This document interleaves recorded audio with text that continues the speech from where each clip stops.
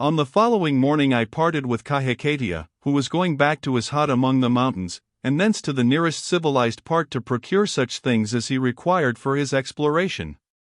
Tiki and I continued our way south towards the cottage on the bank of the stream where his band had left the child in Gray's care 15 years before. Not that we expected to find Crystal Gray still there, but for all that it was the right point at which to begin our search. I may say here that I no longer had any doubts as to whether the child left there by the Maoris was Miriam Gray's daughter, and, as we journeyed along towards the gap between two lines of snow mountains, I talked with Tiki about her. "What clothes had she on when you took her south?" I asked. "A kaitaka of kiwi feathers," he replied, with a readiness that assured me he could recall it perfectly. "She also had huya feathers in her hair, sandals on her feet, and a small haitiki 19 hung round her neck." I pictured the little mite as a kind of Pakeha Maori chieftainess traveling south in the arms of a band of cannibals, but as safe as, perhaps even safer than, a well-guarded child in a Christian family, for was she not under the word of protection of the Ariki Te Makawawa? Under such conditions she might have journeyed through the Uriwara, entering it in childhood and emerging at womanhood, without so much as a hair of her head being harmed. "What was she like to look at?" I asked again. Tiki made an expressive gesture of admiration with his hands. "Hipokiha. She was like a rising star. The young wild swan was not more beautiful." When it was my turn to carry the little maiden I had strange feelings, and when she looked at me with her dark eyes a Wairiki 20 sprang up in my heart. She had the eyes of a witch, Pakeha, but her words were like the sweet hymns of our ancestress pair. My heart flies out of my breast, like a bird into the south, to search for the little white maiden beyond the snowy peaks there in the distance. "But she is not a little maiden now," I said. "If she is alive she is grown up, almost a woman. And quite possibly she may have left this land to cross the ocean of Kiwa. Wherever she is she will be like the graceful nikau palm among the trees of the valley, and her laugh will be like running water." I remember her laugh, Pakeha. And her lips. They were as red as the tatoki berry in its sheath, but they will be blue with the tattoo now, if she is almost a woman. "I should hope not," I said, laughing. "They will still be as red as the cherry, or as the tatoki berry in its sheath, if you like that better." "But her black hair will fall upon her shoulders, and she will wear a kaitaka like our maidens," he persisted. I did not wish to damp his ardor in the search for the little maiden, so I said, "Perhaps we shall see." Day after day, as we journeyed on, we talked of the object of our quest, and I saw from the Maori's words that he worshipped the memory of this little maiden as that of a divine thing. What had he seen in her eyes to produce this lasting impression upon him? I conjured before my mind the fresh, fair young face of a girl of 17 or 18, with laughing lips and coal-black eyes, harboring, perhaps, a look of the sorceress in them, a look made more emphatic by enshrouding masses of raven hair. This face glanced down at me between the fleecy clouds of the far south, but I recall the vision now only to dismiss it, for it possessed not the dawn-like flush of radiant beauty that heaven had cast on Crystal Gray. On the evening of the fourth day we came to the river along the right bank of which Tiki remembered taking the child. He led the way and I followed, marveling at his memory of cliffs and dark pools, and outstanding trees which he had not seen for 15 years. Twilight fell over the bush and the roaring river. I suggested camping and continuing the journey next morning.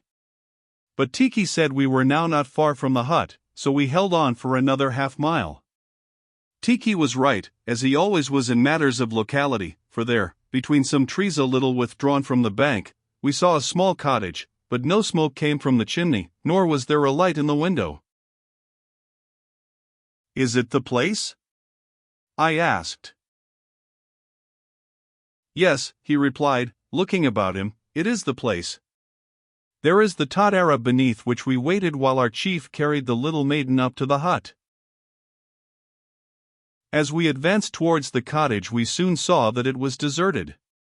The little bridge that spanned a stream was lying with one end in the water, the gate opening on the garden path was leaning sideways from one hinge, and, as we passed on up to the door, the overgrown path, the wilderness of tangles in the garden, and, finally, the broken windows of the hut itself showed that it had long since been deserted.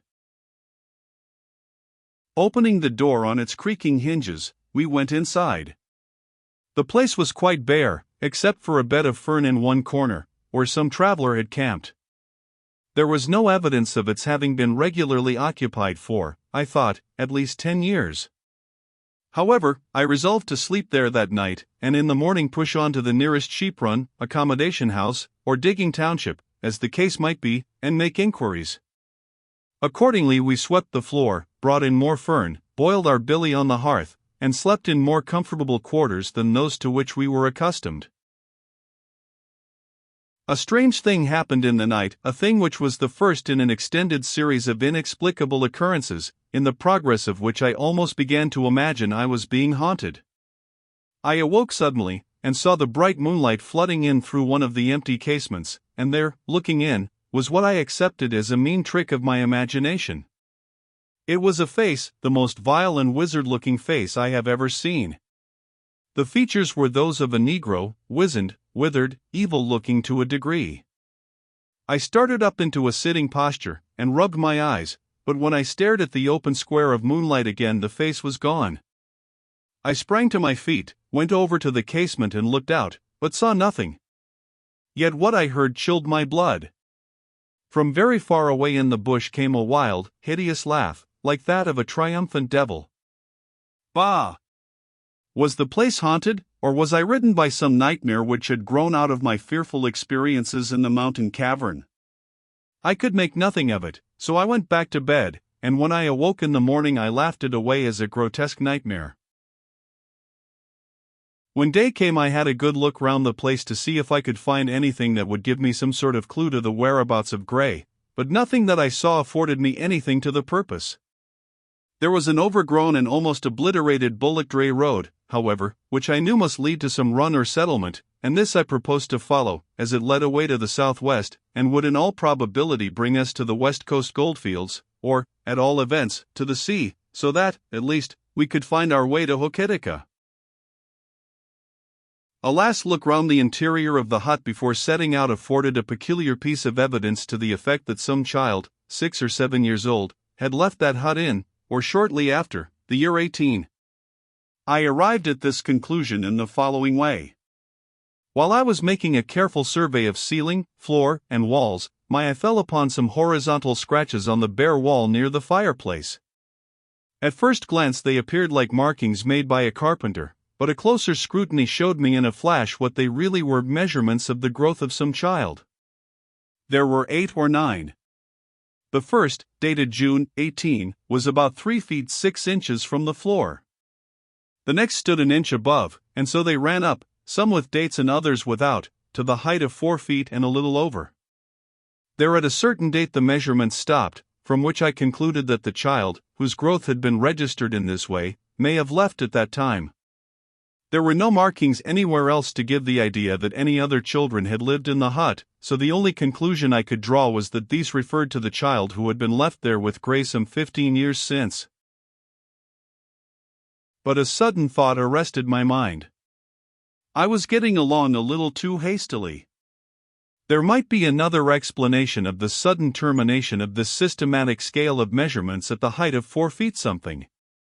That last measurement might have had a black edge to it, in which case it occurred to me with a shade of sadness that its date might be found again burnt into some little wooden slab at the head of a grave 4 feet something in length, in a sheltered spot in the garden about the hut.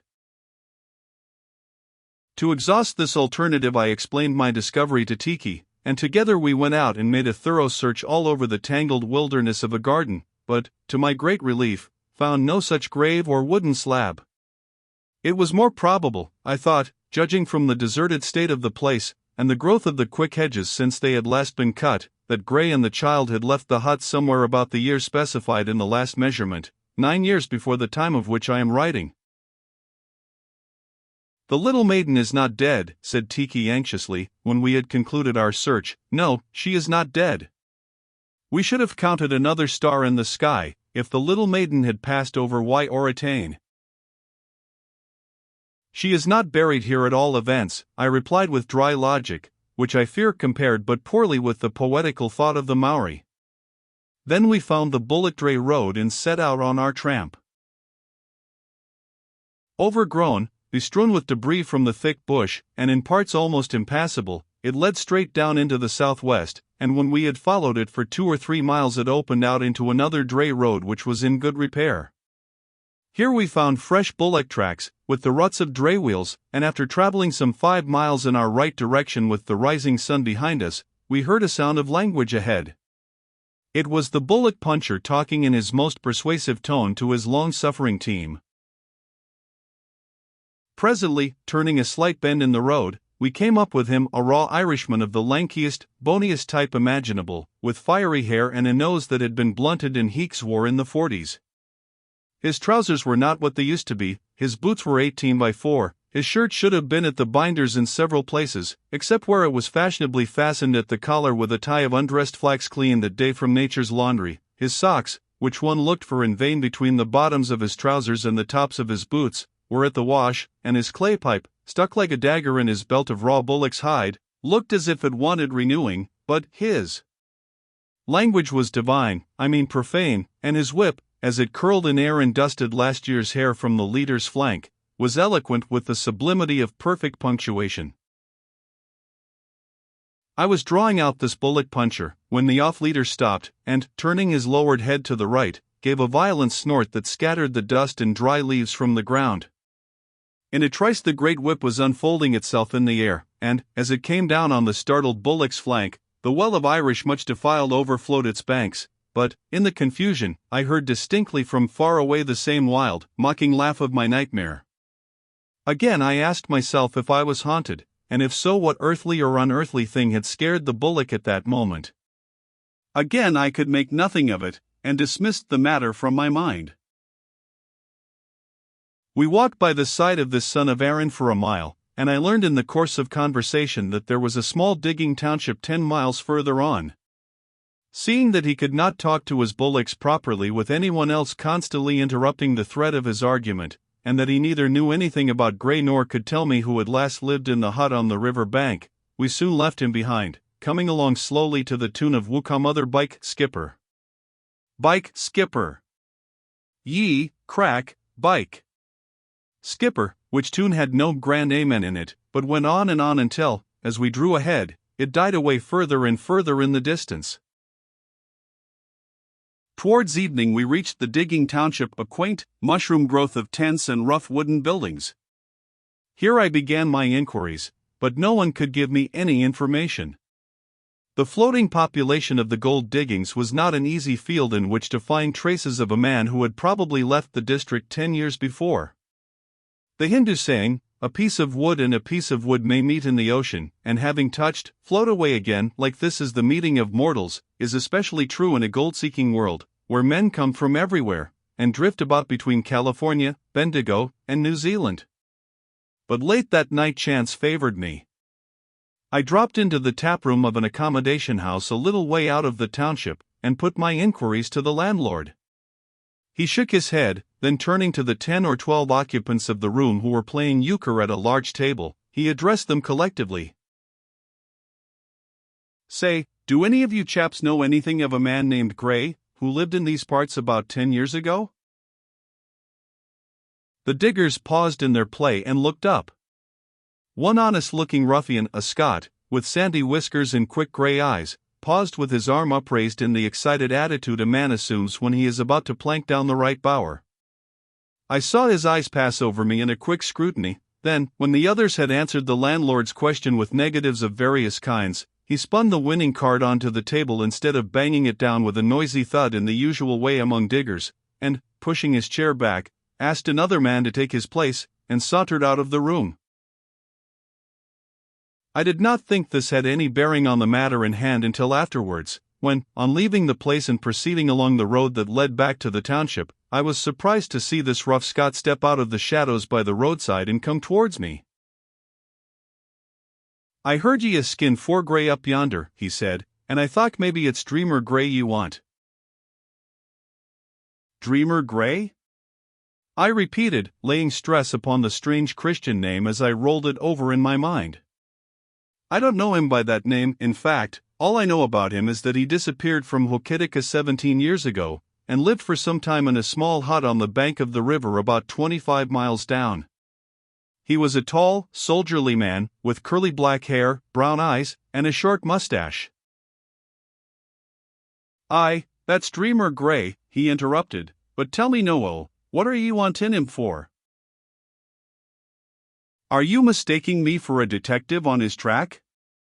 I asked, laughing.